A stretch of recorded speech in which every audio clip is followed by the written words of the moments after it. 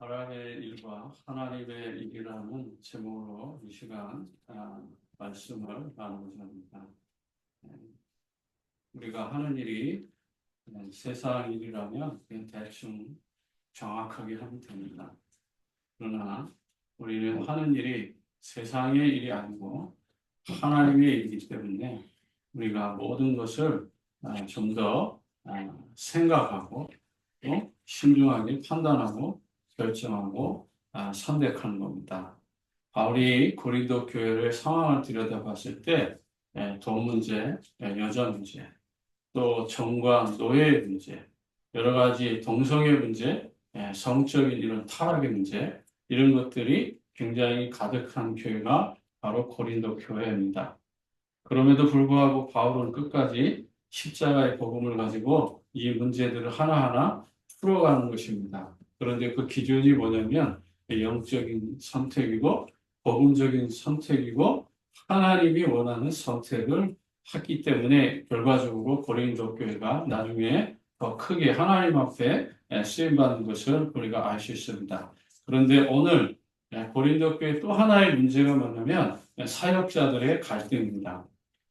바울과 바나바와 베드로 이런 사역자들의 갈등 때문에 파가 생기고 결국은 바울파, 게바파, 바나바파 뭐 이런 식으로 이 파별이 생겨서 더욱더 교회가 사명을 감당하지 못하는 것을 우리가 알 수 있습니다. 그러므로 어떤 사람이 육신에 속한 자이고 어떤 사람이 영적인 사람인지는 뭐 읽어보면 다 나오는 거니까요. 그러나 바울은 가장 중요한 것을 잃어버리지 않고 결과적으로는 우리 모두 그리스도의 것이고 그리스도는 하나님의 것이라고 하는 명제를 남기게 되는 것입니다. 그렇다면 첫 번째 육신에 속한 자, 이는 세상적으로 말할 때 영적인 미숙아를 말하는 것이죠. 3절에 보면 너희가 아직도 뭐라고요? 육신에 속한 자로다. 너희 가운데 시기와 분쟁이 있으니 어찌 육신에 속한 사람을 따라 행함이 아니요. 결과적으로 자기 안에 그 욕심, 시기라는 게 결국은 욕심과 욕망이 담겨져 있는 거잖아요. 이걸 조금 더 구체적으로 말하면 뭐죠? 좋은 것을 가지려고 그러고, 많은 것을 가지려고 그러고, 더 높은 자리, 더 좋은 자리, 눈으로 볼 때에 정말 달콤한 거, 다시 말하면 선악과적인 것이잖아요. 육신의 정욕, 안목의 정욕, 이생의 자랑. 다시 말하면 창세기 3장에 걸렸다는 말이에요. 선악과죠. 보암직하고 먹음직하고 지혜롭고 탐스러운 것에 빠진 상태를 뭐라고 말하는 거예요? 3절에서 그것이 바로 시기다. 예. 그 시기가 있기 때문에 다른 사람이 가진 것을 더 가지고 싶은 그 시기, 자기의 상황과 맞지 않는 것을 자꾸만 가지려고 하다 보니까 결국 시기가 되는 거잖아요. 이것이 창세기 3장의 가장 악독한 모습이다. 이 땅에서 창세기 3장을 가장 쉽게 발견하고 볼 수 있는 게 뭐죠? 바로 시기입니다. 사촌이 땅을 사면 배가 아픈 그 마음. 예? 그거예요. 예. 정말 사람들의 생각, 사람들의 판단, 기준, 그리고 많은 사람이 볼 때에도 이것은 아니라고 생각하는데 굳이 그것을 옳다라고 여기는 것. 거기에 뭐가 들어간 거예요? 우리의 마음의 욕심이 들어간 거예요. 우리는 복음적인 눈으로 보는 것이고 영적인 것을 보는 거잖아요. 예? 사람들이 보는 그 관점도 있지만 우리는 하나님이 보는 관점을 보는 거예요. 그것이 순서가 바뀌니까 영적인 시기, 영적인 질투, 영적인 미움 이런 것들이 복합적으로 섞여 있는 것이죠. 그래서 뭐가 나와요? 그것 때문에 분쟁이 나타나는 거예요. 네. 그래서 고린도 교회에 시기가 많다는 것은 결과적으로 분쟁이 많았다라는 것입니다. 이런 것은 전부 다 뭐죠? 육신에 속한 거예요. 다 하나님 일하죠. 누가 뭐 하나님 일 안 하는 사람이 어디 있어요? 이 땅의 목회자들은 하나님을 믿는 그리스도인들은 다 하나님의 일을 하죠. 그러나 하나님의 일을 어떻게 하느냐라는 거예요. 과정이 있고, 거기에 내용이 있고, 거기에 정말 언약이 있고, 거기에 정말 복음이 있냐라는 거예요. 오전에 말한 것처럼, 유대인들은 하나님의 일 안 해요. 하나님 말씀 따라요. 그렇지만 그 속에 뭐예요? 복음이 있냐라는 것입니다. 정말 복음적인 사명을 감당하고 있느냐는 거예요. 그걸 통해서 내가 인정받고 높은 자리가 되고 사람들이 막 그냥 환호하고 사람들이 잘했다 그러고 사람들이 막 뭐 위대하게 봐주니까 그게 진짜인 줄 알고 착각하는데 하나님은 그걸 원하시는 게 아니에요. 작은 것에 뭐라고 그랬죠? 충성하라고 그랬잖아요. 작은 것에도 충성하지 못하면서 어떻게 큰 것을 충성한다고 말하겠어요. 그 얘기를 하는 거예요. 작은 것에 충성하지 못하니까 결국은 더 큰 것, 더 좋은 것, 더 편한 것, 아름다운 것, 내가 정말 보기에 사람들에게 대접받는 것, 그걸 붙잡으려다가 보니까 다른 사람이 가지지 못할 것을 탐욕하고 탐심에 의해서 결국은 인간이 멸망하는 거예요. 그게 바로 영적 미숙아라는 것입니다. 근데 그 정도입니까? 거기 바울이 뭐라고 말하지? 어찌 육신에 속한 사람을 따라서 행하냐 이 말이에요. 하는 모습의 전체가 뭐예요? 세상 사람들이 하고자 하는 그 모습 그대로 가는 거잖아요. 여기서 사장님 이렇게 됐는데 그 옆에 따라가는 부인은 뭐라 그래요? 사모님 이러니까 그게 막 그냥 대단한 것으로 이렇게 착각하는 그런 어리석은 자 되지 말라는 거예요. 왜요? 내가 맡겨진 일도 한 달란트도 제대로 감당 못하면서 마치 두 달란트, 다섯 달란트 받은 것처럼 속여가지고 영광을 얻는들 그게 진짜 영광이겠냐라는 것입니다. 부끄러울 줄 알아야지. 예? 내가 가진 이 바운다리도 제대로 못하면서 예? 서무당이 사람 잡는 식으로 살아가는 거 그게 바로 영적 미숙하다. 그래서 육신에 속한 자를 뭐라고 말합니까? 1절에서 2절에서 형제들아 내가 신령한 자들을 대한 것 같이 너희에게 말할 수 없어서 육신에 속한 자 곧 그리스도 안에서 어린아이들을 대한 것 같이 하노라. 그건 너무 불쌍한 거예요. 바울이 볼 때에 아주 신령한 척하면서 영적인 척하면서 하나님 일 다 한다고 하면서 하는 행동과 열매를 보면 완전히 이건 육신의 정욕, 이생의 자랑, 안목의 정욕, 세상 자랑이잖아요. 그러니까 바울이 볼 때 이게 어린아이인 거예요. 당사자들은 안 보여도 주의 종의 눈에는 다 보이는 거죠. 그러면서 이절에 뭐라고 그래요? 내가 너희를 젖으로 먹이고 밥으로 안지 아니하니 이는 너희가 감당치 못하였을 거며 지금도 못하리라. 예. 그러니까 육신적인 것만 추구하다 보니까 영적인 것은 제껴놓고 육신적인 것을 자꾸 따라가다 보니까 나로 인하여서 환경이 점점 어떻게 돼요? 어려워지는 거죠. 내가 영적이지 못하니까 자꾸만 랩런트들이 어떻게 돼요? 상처를 입게 되고 랩런트들이 떠나게 되고 그 랩런트들이 결국은 이단에 빠지고 이래도 부끄러운 줄 모르는 거예요. 그냥 머리로 인식하고 있는 것이죠. 나에게 붙여준 30명, 40명, 50명의 그 랩런트들을 잘 키워서 그들을 제자로 세우고 그것을 통해서 다락방을 하고 그것을 열매를 통해서 미션을 통해서 팀 사역을 하고 그러면서 본부에 훈련을 보내고 이런 과정들이 반복되면서 실패도 하고 실수도 하는 것이 아니라 맡겨진 내 양도 관리가 안 되는 그런 삶을 살면서 우리는 그럴 수는 없다는 거예요. 이런 것들이 다 육신에 속한 결과의 모습들이라고 말하는 거예요. 네. 그래서 바울이 뭐라고 말하죠? 그래서 결과적으로 너희가 감당치 못하였거니와 지금도 감당 못하는 거예요.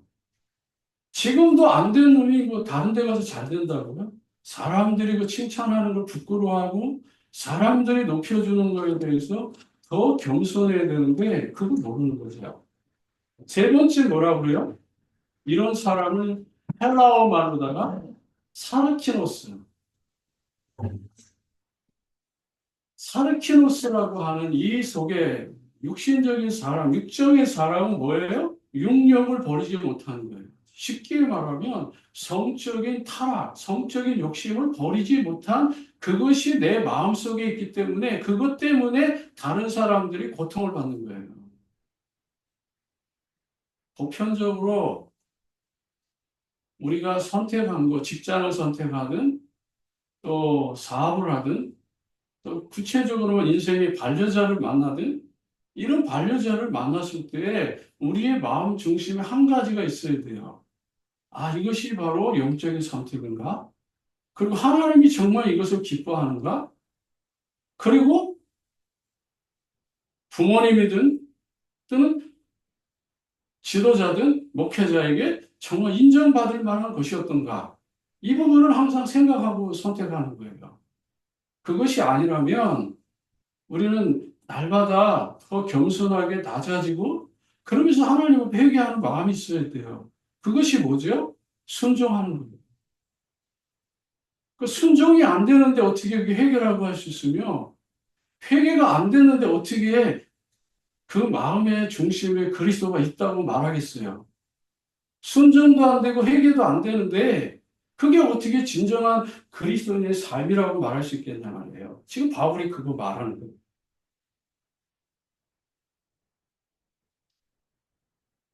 고린도전서 6장 1절에 이런 말이 있잖아요. 너희 중에 다른 이와도 다툼이 있는데 그렇게 불의한 자들 앞에서 고발하는 성도 앞에서 하지 아니하느냐? 성도가 세상을 판단할 것은 너희가 알지 못하느냐? 세상도 너희를 판단받지 거든 지극히 작은 일 판단하기를 감당치 못하겠느냐? 우리가 천사를 판단하는 것을 너희가 알지 못하느냐? 그렇게 하거든 하물며 세상 일이겠느냐?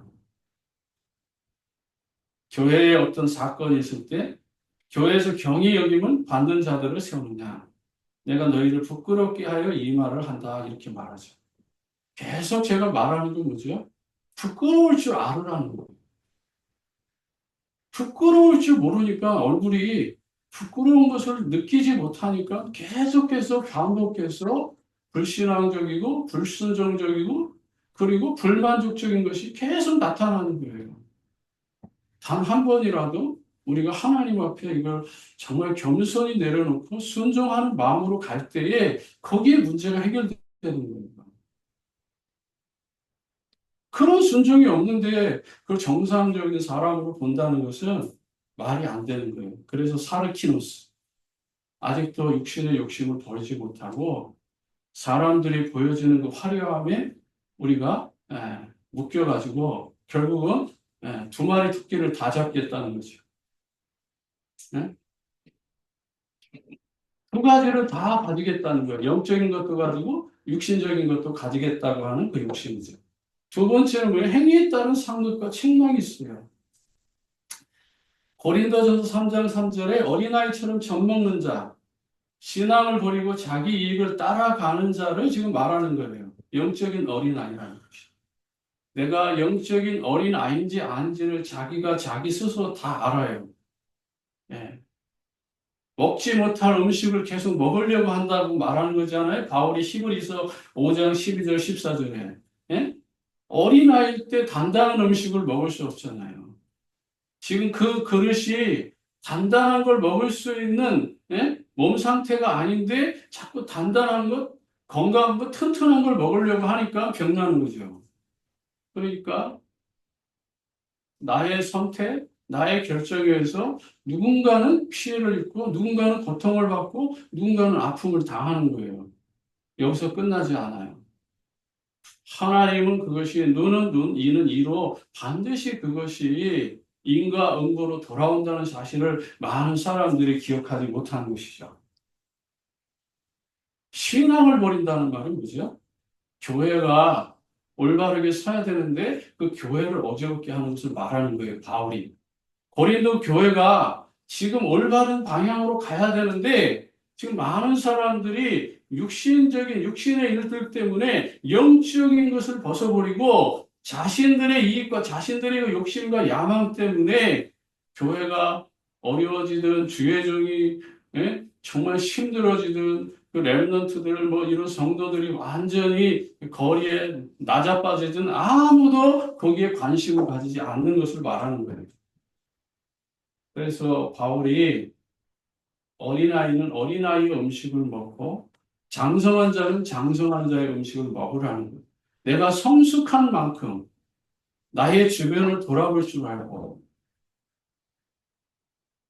내가 정말 부끄럽게 살았다면 내가 하나님의 사역을 부끄럽게 했다면 거기에 부끄러움을 가지고 살라고 지금 바울이 말하는 것입니다. 그래서 고린도 3장에 그런 말이 나오는 거예요. 나중에 말하겠지만 아볼로파가 있다. 그렇죠? 바울파가 있다. 게바파가 있다. 그러나 바울은 다 소중하게 보는 거예요. 그것이 바로 바울의 그릇인 것입니다. 그래서 고린도전서 3장 5절과 8절에 고린도 교회 갈등과 분쟁은 육신에 속한 사람 때문에 반복되는 거예요.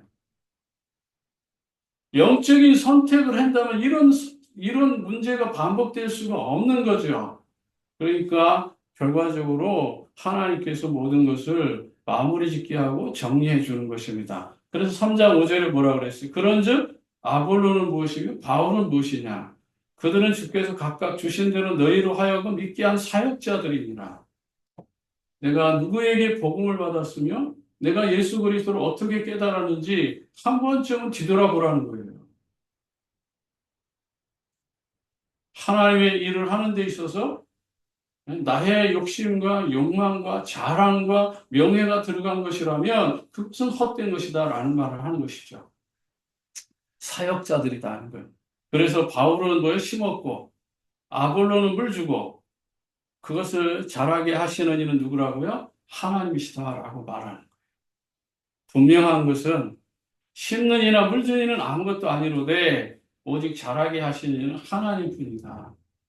우리가 할 일은 아무것도 없어요. 하나님께서 이제 그 일에 맞게끔 상을 주신다라는 말이 되는 것이죠. 자, 세 번째는 하나님의 성전인 성도. 3장 5절에 하나님이 기뻐하시는 사역자가 누구입니까? 네, 그거 한번 생각해 보라는 거예요. 정말 내가 지금 이 상황에서 정말 하나님이 기뻐하는 사역자가 맞는가? 한번 진단해 보란 말이에요. 신앙의 양심으로 다른 거 가지고 말고 그러면 답이 나오잖아요. 네, 두 번째, 바울처럼 내가 겸손한 신앙 자세를 유지하고 있는가? 예? 이게 겸손함을 말하는 거예요. 모든 것은 하나님께서 잘하게 하신다. 내가 내 것을 주장할 게 없어요. 우리가 나타낼 게 없어요. 그러니까 하나님이 볼 때 내가 좀 겸손한 자세로 교회를 사랑하고 있는지, 정말 하나님의 사역자들을 존중하고 있는지 한번 신앙적 양심으로 한번 생각해 보세요. 내가 가진 이 주장 때문에, 내가 가진 욕심 때문에 다른 사람들이 고통을 받는다? 예? 다른 교회가 고통을 받는다? 그러면 그 문제가 있는 것이죠. 7절, 8절 봅니다. 내가 모든 걸 할 수 있다는 생각보다는 주님이 하신다고 하는 겸손한 마음을 가지라는 거예요. 그런 심은 이는 물주는 아무것도 아니로되 오직 자라게 하시는 하나님뿐이라. 심는 이와 물주는 이가 한 가지나 각각 자기의 일한 대로 자기의 상을 받는 거예요. 하나님은 일한 만큼 갚아주시는 거죠. 그런데 껍데기로 우리가 상을 받을 수는 없잖아요. 하나님의 일을 하는데 일도 안 하고 하나님께 상을 받을 수는 없잖아요. 그렇기 때문에 우리는 사람이 원하는 집을 짓는 것이 아니고 사람이 원하는 상을 받는 것이 아니라 하나님이 원하는 기뻐하는 집을 짓고 하나님 주시는 상을 받아야죠. 자, 그래서 하나님이 기뻐하는 집이 어떤 집이냐? 교회를 어지럽게 하고 무너지게 하는 고린도 교회 성도들의 처참한 상황을 알아야 되는 것입니다. 교회를 무시하고 자신을 속이면서 하나님의 일을 하려고 한다? 그것이 결코 하나님이 정말 원하는 걸까요? 10절, 11절에 한번 보세요. 내가 주신 하나님의 은혜를 따라 내가 지혜로운 건축자와 같이 터를 닦아두매 다른 이가 그 위에 세우나 그러나 각각 어떻게 그 위에 세울까를 조심할지니라. 이 닦아둔 것 외에 능히 다른 터를 닦아둘 수 없으니 이 터는 곧 예수 그리스도라. 우리가 닦은 터가 예수 그리스도의 터가 맞다면 그 터를 더 아름답게 하고 그 터가 하나님 앞에 영광스러운 모습으로 성장시키는 것이 하나님 기뻐하는 거예요. 그런데 다른 사람이 닦은 터를 다 무너뜨리고 방해하고 해방꾼이 되고 그러면 그게 어떻게 진정한 사역자라고 할 수 있겠냐고요.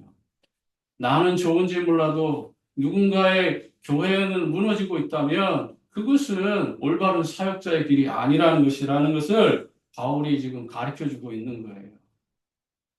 하나님이 기뻐하는 선택을 하면 다 좋은데 내가 좋아하는 걸 선택하니까 다른 사람들이 힘들어질 수 있다라고 말하는 것입니다. 12절 볼게요. 만일 누구든지 금이나 은이나 보석이나 나무나 풀이나 집으로 이 터를 세우면 그렇잖아요. 집을 짓는데 금으로도 세울 수 있고 은으로도 세울 수 있고 보석으로도 세울 수 있고 나무나 풀이나 집으로 터 위에 세울 수 있어요. 하나님의 일, 예? 금을 가지고도 할 수 있고, 은을 가지고도 할 수 있고, 보석을 가지고도 할 수 있고, 나무나 풀이나 집으로 하나님의 터를 닦을 수 있어요. 그 말인 거예요. 예? 하나님의 교회의 일을 다양하게 할 수 있어요. 다양한 걸 가지고 할 수 있어요. 다양한 달란트와 다양한 재주와 이런 다양한 기술과 다양한 실력과 다양한 능력으로 할 수 있어요. 그런데 거기 뭐라 그러죠? 13절에 각 사람의 공적이 나타날 터인데 그너의 공적을 밝히리니 이는 불로 나타내고 그 불이 각 사람의 공적에 어떠한 것을 시험할 것이니라. 결과적으로 그것이 나타나는 거예요. 근데 사람들은요, 껍데기에 영광을 하는 거죠. 가장 중요한 게 뭐죠? 내가 하고 난 뒤에, 내가 뭔가를 하고 난 뒤에 그 뒤에 제자의 열매가 있나는 거예요. 영혼 구원의 열매들이 나타나는다는 거예요. 그러면서 정말 복음을 사랑하고 그리스도를 사랑하며 제자의 도에 삶이 나타나느냐라는 것을 말하는 것입니다. 12절, 13절에 예수 그리스도의 다른 터를 원하지 않으셔요. 그 말인 거예요. 그래서 금은 보석, 나무, 풀, 집으로 세운 것은 결국 무너진다. 인간의 노력, 인간의 수단, 방법, 인본주의 결국 무너지는 것입니다. 14절, 18절부터 봅니다. 만일 누구든지 그 위에 세운 공적이 그대로 있으면 상을 받고 누구든지 그 공적이 불타면 해를 받으리니 그러나 자신은 구원을 받되 불가운데서 받는 것 같으니라. 부끄러운 부분이죠. 우리의 사역이 결과적으로 열심히 했지만 하나님 앞에 부끄러운 사역이 되는 거예요. 왜? 복음이 아니기 때문에. 영적인 선택이 아니기 때문에 사람들이 아무리 기뻐하고 즐거워하고 행복해도 결국은 그것은 부끄러운 것이다. 부끄러운 사역이 돼서는 안 되잖아요. 하나님이 기뻐하는 사역이 되지. 화장실 갔다가 미닫 닦은 거, 찝찝한 거, 그런 사역이 돼서는 안 되잖아요. 하나님이 기뻐하는 사역을 마무리해야지. 사람이 기뻐하는 사역으로 마무리한다? 사람의 기쁨을 따라간다? 그럼 말이 안 된다, 이 말인 거예요. 그 다음에 15절 볼게요. 누구든지 그 공적이 불타면 해를 받으니, 아니, 16절이요. 너희가 하나님의 성전인 것과 하나님의 성령이 너희 안에 계시는 걸 알지 못하느냐. 이걸 모르니까 감정적으로 자기 기분대로 자기 생각대로 자기 마음먹은 대로 자기가 주장한 대로 가는 겁니다. 정말 내가 하나님의 교회라고 생각한다면 성령께서 내 안에 계신다고 믿는다면 정말 하나님의 음성을 듣죠. 10사람, 100사람에게 물어보세요. 정말 내가 이런 상황에서 이렇게 선택한 것이 하나님이 정말 기뻐하는 것인가? 하나님의 양심을 좀 가지고 한번 상황을 점검해 보면, 아, 내가 이런 상황에서 이 선택을 해서 정말 하나님의 교회와 하나님의 사람들, 하나님의 종들의 마음을 시원케 하는 사람이 되어야 되겠다. 이런 마음이 들 거예요. 그러나 그런 것이 아니잖아요. 자기 욕심 때문이거든요. 자기 동기 때문이고, 자기가 세우는 그 목적 때문에 가는 길이기 때문에 불화가 나타나는 거예요. 그 다음에 17절 보세요. 누구든지 하나님의 성전을 더럽히면 하나님이 그 사람을 멸시하리라. 하나님의 성전은 거룩하니 너희도 그러하니라. 제가 한 번 얘기했어요. 필라델피아에서 정말 이 목사님이 하나님의 일을 정말 하고 싶어서 정말 자녀들을 막 먹는 것도 제대로 못 먹이고, 예? 감자, 라면 먹여가면서 이누목회에 지금 하나님의 뜻을 세워보려고 그렇게 하는데, 한 사람이 계속해서 목사님 하는 일마다 문제를 일으키고, 걸림돌이 생기고, 나중에는 이 목사님이 참다 못해가지고 어떤 일이 일어난 줄 아세요? 어느 날 목사님이 그 장로님을 불렀어요. 그 집에 찾아가가지고, 목사님이 권총을 하나 사들고 가가지고 그 머리에다 대고 그냥 쏴버리더라고요. 그게 필라델피아 난 뉴스예요. 좋게 말하고 차분하게 말하고 정말 인내심 가지고 말하고 사랑으로 대하고 눈물로 대하고 그렇게 많은 말을 했는데도 불구하고 듣지 않는 거예요. 거의 무릎을 꿇고 빌다시피 해도 사정을 해도 말을 듣지 않으니까 더 이상 내가 목회를 하면 안 되겠다 싶어가지고 결과적으로는 총을 사가지고 그 목사님이 장로님 머리에 슈팅을 해버린 그런 사건이 있어요. 왜 그랬을까요? 평상시 말하는 걸 너무 정말 정중해서 말하는데도 그 말을 계속 무시당하는 거예요. 그러니까 나중에 목사님이 더 이상은 안 되겠다. 그리고 자녀들에게 유언해놓고 그리고 비사해 간 그런 사건이 있습니다.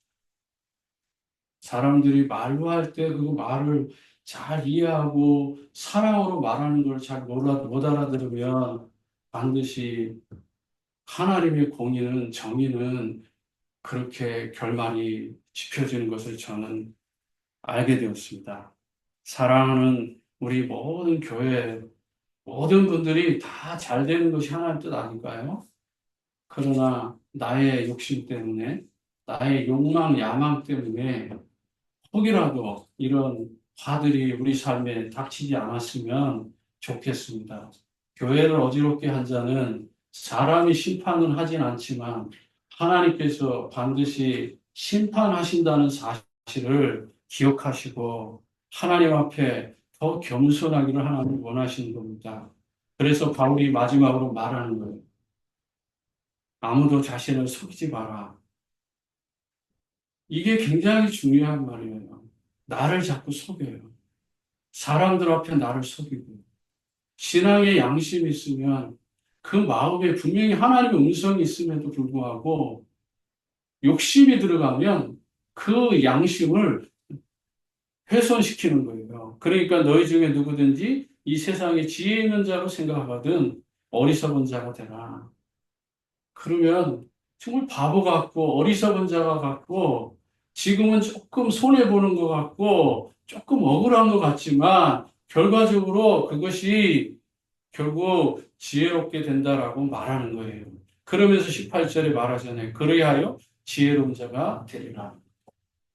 오늘 사람의 일을 지혜롭지 못한 어리석은 사람이 아니라 하나님의 일을 하면서 지혜로운 자가 되어져서 혹이라도 우리 삶에 하나님의 공의와 하나님의 정의와 하나님의 심판이 있지 않기를 하나님 앞에 믿음으로 서서 오직 복음적인 그런 선택을 통해서 많은 사람들이 축복하고 행복한 전도자의 여정 되기를 진심으로 축복합니다. 기도하겠습니다. 하나님 아버지, 은혜와 사랑으로 우리를 불러주시고 인도해 주셔서 우리의 작은 욕망, 욕심, 야망, 동기 때문에 또 많은 사람들이 어려움 당하지 않도록 주님 은혜를 부어 주옵소서. 특별히 교회가 위기 가운데 있습니다. 그러나 하나님의 위기가 기회가 될 줄 믿습니다. 어떤 환경에도 믿음으로 서게 하옵시고 오직 예수가 그리스도라는 이 분명한 언약을 붙잡고 이 지역에 정말 플랫폼을 온전히 세울 수 있도록 주님 모든 환경들을 열어주시고 특별히 이 미션홈과 캐리 집을 속히 정리하여서 하나님 앞에 영광 돌리는 그 삶이 하루속히 다가올 수 있도록 은총을 베풀어 주셔서 이 지역에서 정말 대학 복음화, 다민족 복음화하는 교회로서 사명 감당케 하옵소서. 지금도 살아서 응답하시는 우리 구주 예수 그리스도 이름으로 기도합니다. 아멘.